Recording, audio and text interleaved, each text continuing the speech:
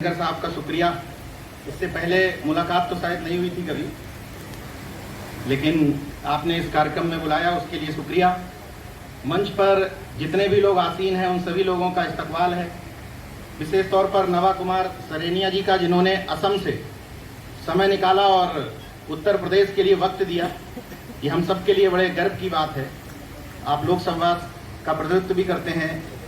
और श्रवण कुमार जी का भी शुक्रिया कि बिहार से चल करके आप कार्यक्रम में शरीक हुए। बाकी मंचासीन सभी लोगों का शुक्रिया। यहाँ बैठी हुई जनता का बहुत शुक्रिया, क्योंकि इस तरफ लोग ना बैठे हों तो इस तरफ वाले तो बेकार ही हैं। तो आप लोगों का विशेष तौर पर शुक्रिया। मेरे साथ मेरे मित्र आए हुए हैं राजस्थान से, हम लोग IMC के बैचमेट थे। जितेंद्र महिला जी, राष्ट्रीय लोकतांत्रिक पार्टी है वहाँ पर, हनुमान बेनीवाल जिसके राष्ट्रीय अध्यक्ष हैं।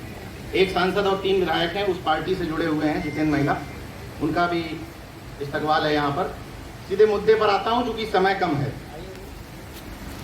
सवाल ये है कि एक नेता चुनना पड़ेगा।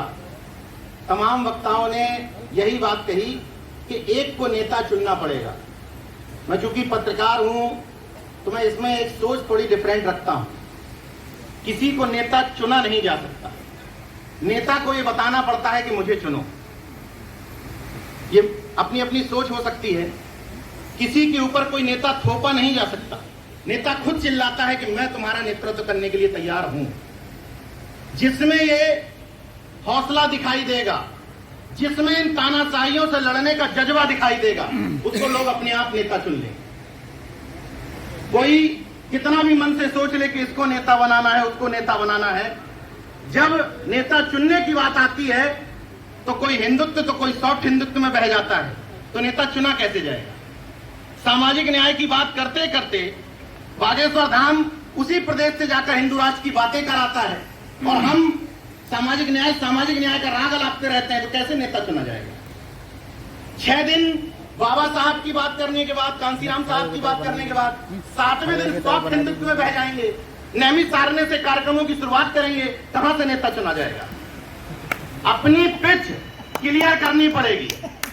अपनी पिच क्लियर करनी पड़ेगी कि मैं इस तरफ हूं और इस तरफ नहीं हूं। राजनीतिक अपनी मजबूरियां होती हैं, इसलिए राजनीतिक मजबूरियों में मैं मिशनरी भाषण नहीं दूंगा। मिशन और राजनीति तो कभी क्लब हुआ करती थी, आज नहीं है।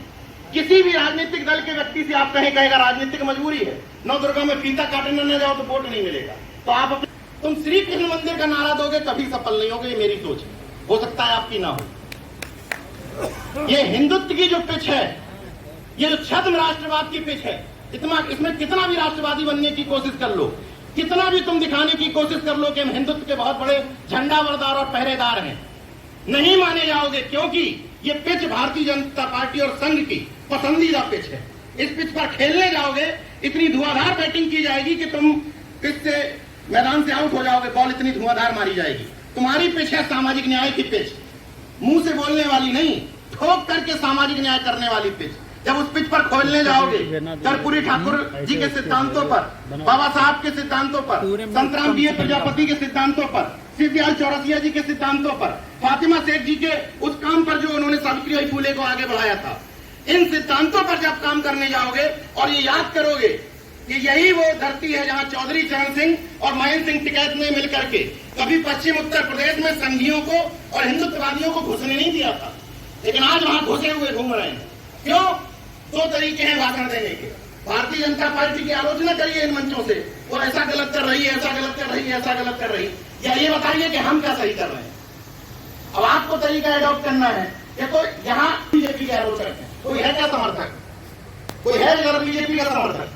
जब सब आलोचक है तो उनको क्या बताया जा रहा है कि बीजेपी गलत कर रही है? ये तो यहाँ मान के आए कि बीजेपी गलत कर रही है। उसको ये रोड मैप बताने की जरूरत है कि हम क्या कर रहे हैं। इस सामाजिक बदलाव की मुहिम में हमारी जिम्मेदारी क्या है, हमारी हिस्सेदारी क्या है, वो तय करेगा कि आगे आने वाले गठबंधनों का भविष्य क्या होगा।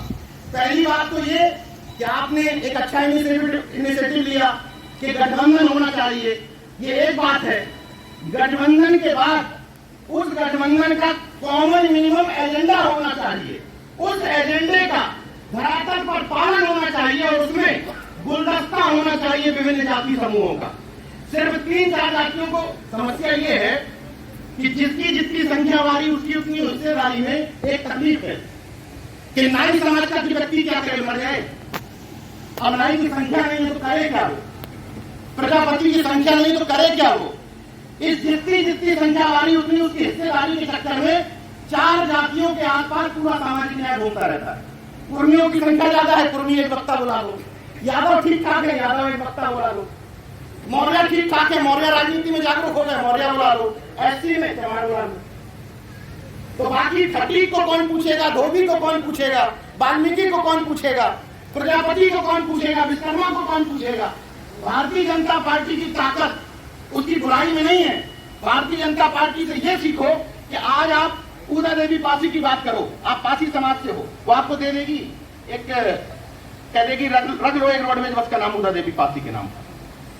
बहुजन समाज पार्टी और कांसीराम साहब ने जो प्रतीकों की राजनीति की थी, उस प्रतीकों की राजनीति में माफ करिएगा, उत्तर प्रदेश के या बिहार के किसी भी दल से आगे इस समय भारतीय जनता पार्टी है प्रतीकों की राजनीति में। आपको पार्कों के नाम रखने में महापुरुष ही शॉर्ट पड़ जाते हैं। जब पार्कों के नाम रखने हो, स्टेडियम के नाम रखने हो, सड़कों के नाम रखने हो, पुल के नाम रखने हो, तो महापुरुषों की शॉर्टेज